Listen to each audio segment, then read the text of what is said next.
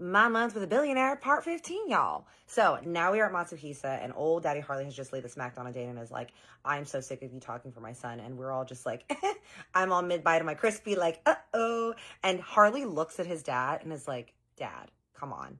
Carol looks at him and she's like, sir, that's not very nice now. Well, we talk about being nice in public. And he's like, I don't care. He's like, you know what?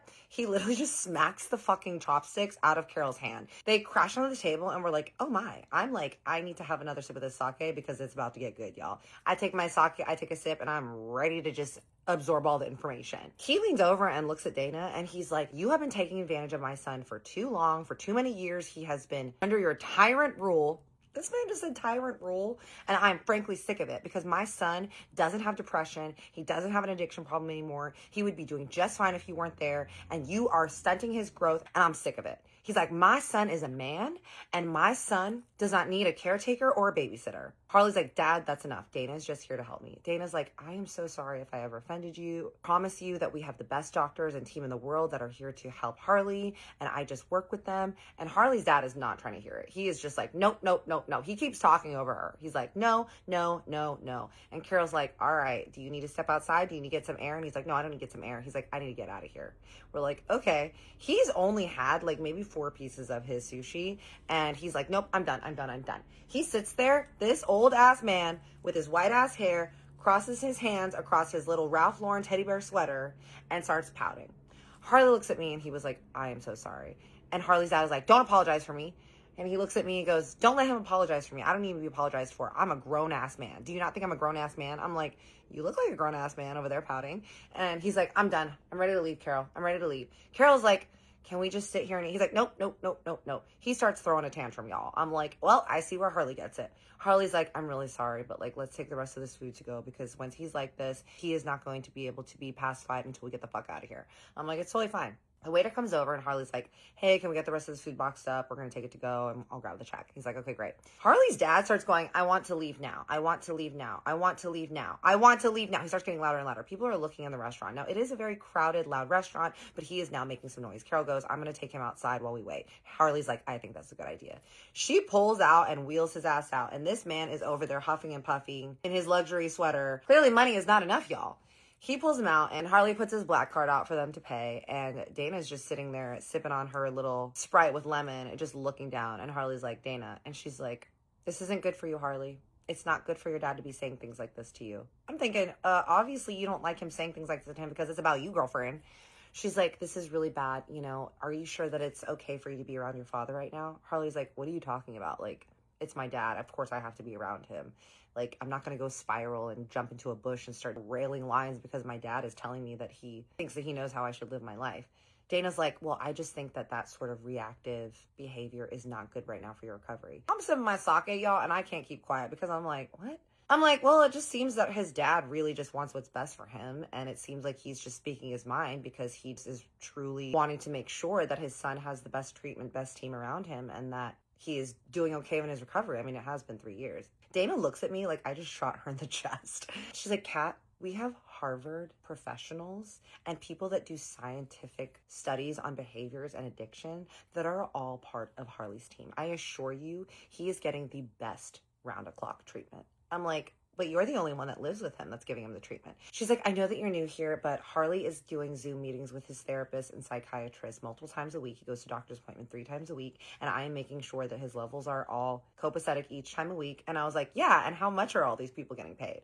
Harley's not saying anything. He's just over there paying the tab. She's looking at me like she wants to say a lot more, but she decides to shut her mouth. Harley pays the tab, we get our food, and then we walk over to valet to get the Bentley. Carol's already got old Mr. Harley strapped in, and she's like, hey, do you want to come back to the house for a little bit? It'll probably make him feel a lot better if you at least come and see him at his house and just make sure that he goes to bed and is okay, because I think he'd probably really like it if you put him to bed tonight. Harley's like, he looks at me. I'm like, that's totally fine. Like, we can go there for sure. Right? We can just finish eating our food there.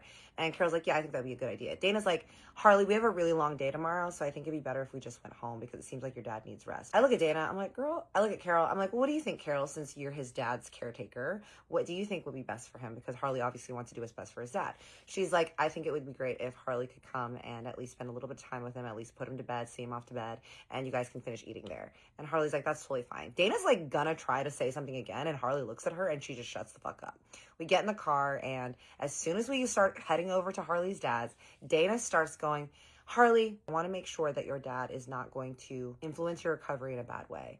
Harley's like, Dana, not right now. I need to be there for my dad, and he really just needs me to hear him and see him. I'm the only person that he has. Like, I don't want to hear it right now. We're going to get home. We're going to get everything done. Like, don't worry. I'm like, oh, does your sister not come and see your dad? And he was like, no, she doesn't come and see him that often anymore because my dad does not like her husband. I'm like, oh, really? And he's like, yeah, my dad blames her husband for her not wanting to take over the business. He likes to say these things because he's just mad about the fact that my sister decided to be a stay-at-home wife, not to be a businesswoman, and not take care of the business because of him. So they have a very strained relationship. It takes a lot for her to come see him because he's always talking shit about her husband. So really, it's on me to come and see him all the time. We get to the house and Dana's pouting in the car. We go inside and Harley's dad is in front of the TV now in his little wheelchair. The TV's playing like Entertainment Tonight and he's just watching it and sitting there, and he's now wrapped up in a cute little Hermes blanket, and Carol is putting some tea in front of him. Harley's like, do you want to go eat at the dining table? And I was like, no, why don't we go and set it up in front of the coffee table where your dad is and we can eat with him? And he's like, are you sure? I'm like, yeah, of course. We should go keep him company. Harley brings the food in, and Carol and the housekeeper start setting up the food in front of his dad.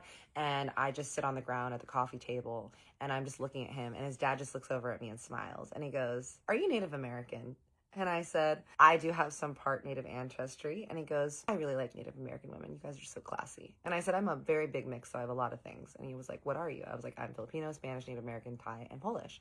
And he was like, oh, that's a great mix. And I was like, what about you? What are you? He goes, oh, I'm just a white boy. I was like, what kind of white boy are you? He was like, Scottish, Irish, Norwegian, Swedish. I'm a whole ass mix. I was like, all right, I see you. We're chatting and having food, and I end up sitting next to him, and I'm feeding him the Toro sushi, and him and I are just eating, and we're just sitting in there. Dana has fucked off somewhere else in the house, and Harley is in the kitchen with Carol, and I'm just chatting with his dad. And in this moment, his dad is very with it, y'all. He is very quick, and he is just completely on it and focused with me. And he's like, my son's okay, right? He's treating you well? I said, yeah, your son's all right. And he goes, is he being nice to you? And I said, yeah, for the most part. And he was like, for the most part? I was like, I'm just kidding. He is being nice. He was like, good. He's like, I raised him to be a man and to make sure that he always leads. And I was like, I see that. I was like, is that how you lived your life? And he's like, yeah. I worked really hard and I worked really long hours and I made sure that I provided for my family, but I do wish that maybe I hadn't worked as much because I could have spent more time with them. I was like, well, do you think that now is a good time for you to tell your son that you do appreciate him and that you love him? And he was like, I do. And I was like, oh, do you? And he was like, I think I do. He goes, I mean, I show him that I do. He's like, look at the house that he grew up in. I gave him everything that he wanted. Look at all the things that he has. He has all that because of me. Everything he has is because of me. And I was like, I understand that you opened the door for him in a lot, but he has done a lot with his life as well. And I think that it would be nice though if sometimes you told him that you loved him or hugged him or things like that. He'd probably really appreciate that. And he was like, we're men, we don't do that. I'm like, men do that too as well. And he's like, oh yeah? I'm like, yeah. I was like, I tell my brother I love him. And he's like, what about your dad? I was like, I don't talk to my dad. My dad's an asshole.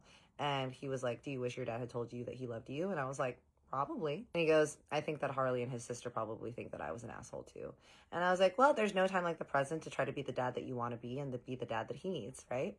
And he was like, I guess so. He's like, do you like movies? I was like, I love movies. And he was like, I'm really interested in Egypt and Egyptian movies. You remind me of an Egyptian girl, an Egyptian princess. I was like, oh, thank you. I think I was an Egyptian princess in a past life.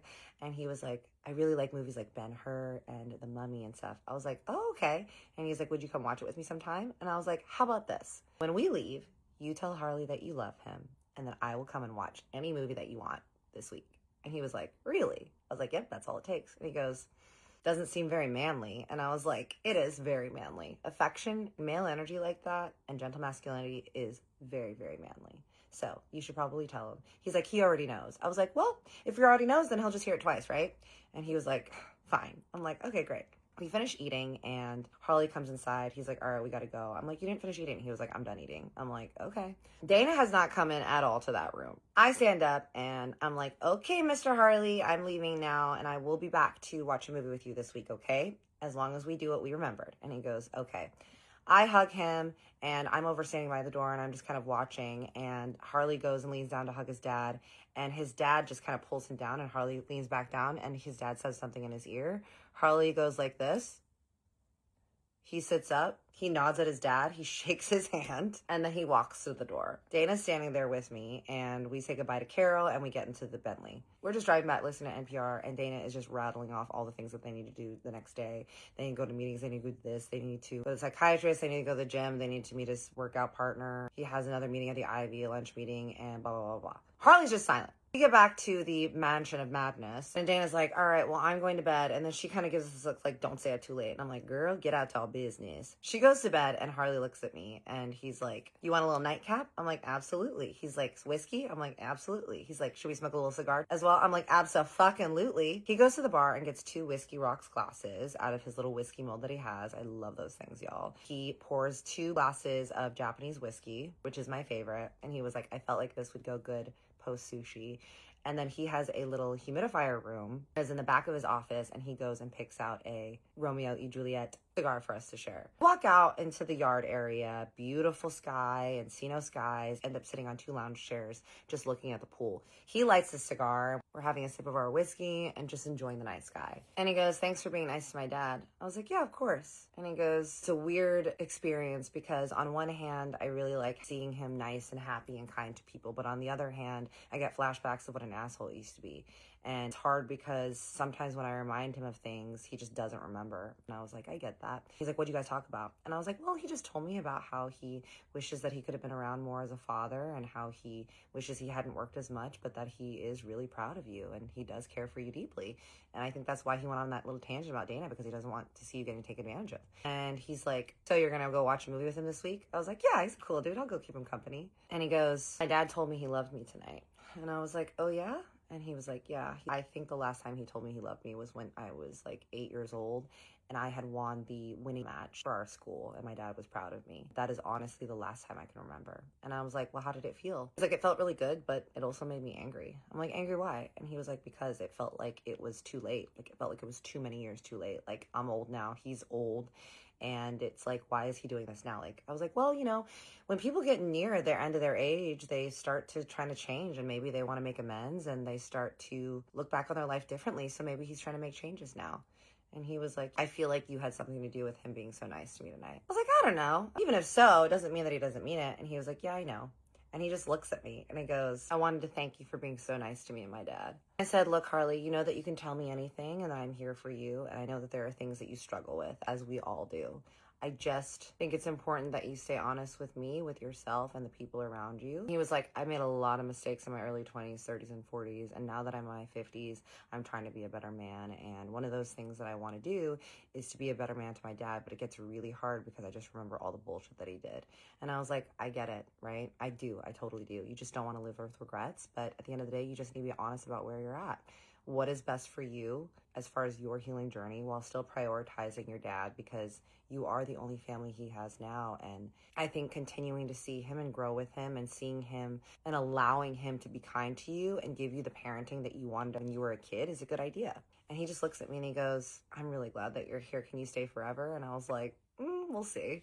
And he goes, by the way, tomorrow we have an appointment. I said, oh, with who? He goes, my jeweler. He's going to come here to the house. I was like, oh yeah? He goes, yeah. He has a necklace that I commissioned that he was bringing to me. Plus, I figured it was time we got you a little something sparkly as well. I was like, say less, King, okay? So yes, y'all, episode 16. Your girl finally gets her jewels. I love you and I see you. Big hug, big kiss.